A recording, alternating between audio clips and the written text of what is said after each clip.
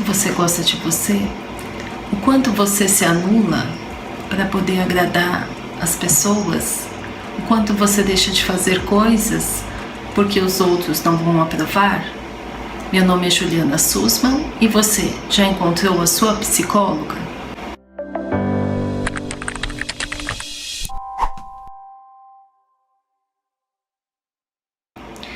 A psicologia nos mostra que muita da nossa personalidade e dos acontecimentos que acontecem em nossa vida na infância, essas primeiras relações afetivas com os nossos pais cuidadores, eles efetivamente formam a nossa personalidade, e isso é muito responsável pela nossa autoestima, nossa autoimagem, nosso autoconceito. A princípio, eu gostaria de categorizar o que significa cada um desses elementos, né?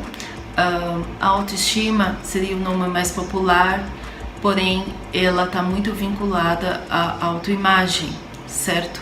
Seria como a pessoa afetivamente sente dentro dela as questões mais ligadas a quem ela é. Em relação ao autoconceito, são pensamentos automáticos que surgem quando essa pessoa pensa em si e nos relacionamentos com os outros, na sua performance, na sua autoeficácia. Então, essas questões se relacionam. Os problemas que acarretam a pessoa com baixa autoestima é que ela não tem uma boa categorização, uma boa reflexão sobre quem ela é efetivamente, não tem uma visão realista sobre as suas qualidades. E isso acontece essencialmente por conta de crenças centrais que ela forma, geralmente desde a infância, ou até mesmo antes da infância, desde que está no ventre materno. São estímulos que ela recebe, são sentimentos gerados ali. O seu psiquismo, naquele momento, ele se encontra, vamos dizer, fragilizado. É um psiquismo primitivo que ainda está em formação, e por conta disso, esses estímulos negativos,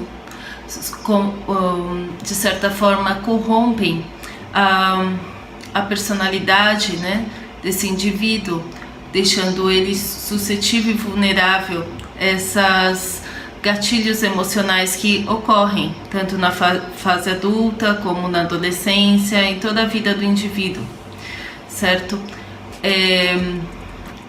Essa recepção que ele tem, que a criança tem na família, ela é bem importante por conta de assegurar um espaço de pertencimento, e isso forma e é responsável pela autoestima na área afetiva dessa criança. Os pais muitas vezes não se dão conta ou então minimizam o fato da questão afetiva. Também existe a questão do temperamento dessa criança. Às vezes o temperamento da criança, que é um quesito de ordem biológica e genética, de certa forma, ele, enfim, é herdado dos pais, porém não exatamente os pais teriam ou têm o mesmo temperamento de seus filhos. Então, os pais podem sim ter uma personalidade decorrente do temperamento, mais o caráter, diferente dos filhos. E isso estimula ou favorece que não exista um bom entendimento nessa questão da relação pai-mãe com o seu filho ou filha, né? O que a psicologia pode nos ajudar a compreender isso? Na terapia cognitiva, certamente então serão identificados esses pensamentos automáticos que surgem no paciente, que podem estar relacionados ao desamor, à incapacidade ou à inadequação.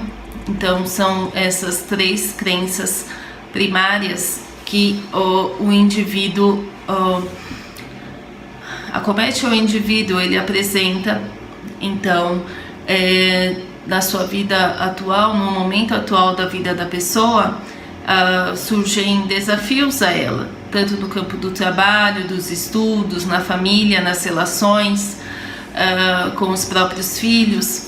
Então as respostas que ela dá para esse ambiente, elas estão diretamente relacionadas a como ela se formou nesses anos iniciais de vida e como ela foi formando essas crenças centrais ou esquemas, certo? Após as crenças iniciais, existem os pressupostos que são intermediários em relação aos pensamentos automáticos, como por exemplo, eu sou burro, minha mãe não me ama.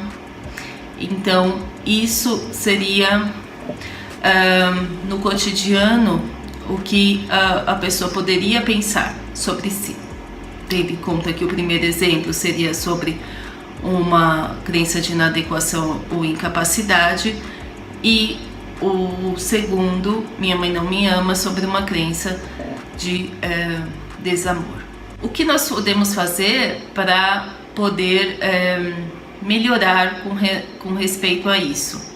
O caminho é justamente desafiar esses pensamentos automáticos, buscar evidências que comprovam e as que rejeitam o nosso pensamento, porque muitas vezes nós temos a tendência a filtrar negativamente as situações que nos acontecem pelo viés negativo, isso dependendo dessas crenças iniciais não adaptadas, certo?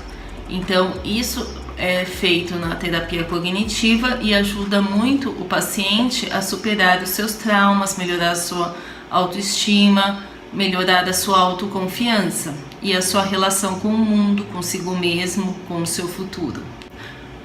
Um outro quesito que é de fundamental importância para entender essa questão da autoestima seria a questão da inteligência emocional. A criança desenvolvendo uma boa autoestima nos anos iniciais, até os 5 anos, certamente ela vai ter como fruto na vida adulta a inteligência emocional, a questão da área cognitiva também, em sua própria relação com o mundo e com o outro.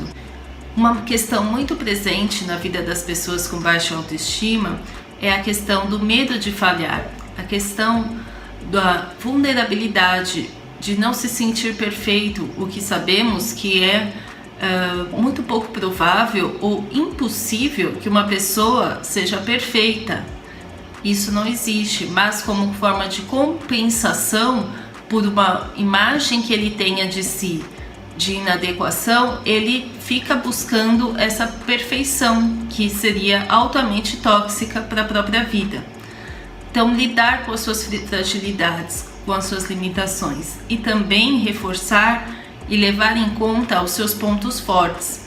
Isso seria fundamental para a recuperação e para a terapia da pessoa com baixa autoestima. Uma questão muito presente que deve ser encarada no tratamento da pessoa com baixa autoestima é a tendência ao isolamento. Como essa pessoa não está organizada emocionalmente, afetivamente, ela, em geral, tende ao isolamento como forma de evitar o contato, evitar se expor, justamente para que ela não entre novamente em contato com a dor que ela sentiu nos anos iniciais. Então ela acredita, tem essa crença que o pior está por vir. Então o que ela faz? Ela se isola para que não seja prejudicada, por conta de ter uma crença que o mundo é cruel, que as pessoas vão prejudicá-la. Então ela está sempre na defensiva, buscando se proteger dessa situação. Você pode até imaginar o quanto de ansiedade esse fator traz. Sobre a ansiedade, é muito importante reforçar, no caso da baixa autoestima, essa falta de recursos que a pessoa sente em si, que pode ser real ou irreal. No caso comportamental, ela sim deve ser estimulada a buscar enfrentar os seus medos, se desafiar, e logo verá na interação com os outros que ela sim pode se sair bem e que o mundo não será um bicho de 7 cabeças, certo? Então, através de pequenos passos, ir estimulando essa condução do tratamento na direção de se relacionar, de ter um trabalho, para que ela perceba em si uma autoeficácia. Caso contrário, certamente a depressão acompanharia a ansiedade, porque a pessoa também se sentiria inadequada ou não merecedora de amor, e isso acarretaria em problemas relacionados à depressão, como falta de estímulo para levantar pela manhã, falta de estímulo para fazer exercícios, inadequação no relacionamento afetivo com pares, com parceiros amorosos, enfim, uma série de questões. A sensibilidade dessa pessoa também é uma questão muito importante, porque a pessoa tende a levar tudo para o lado pessoal, personalizar, a catastrofizar, achar que aquilo vai ser permanente na vida dela, que o sofrimento é permanente.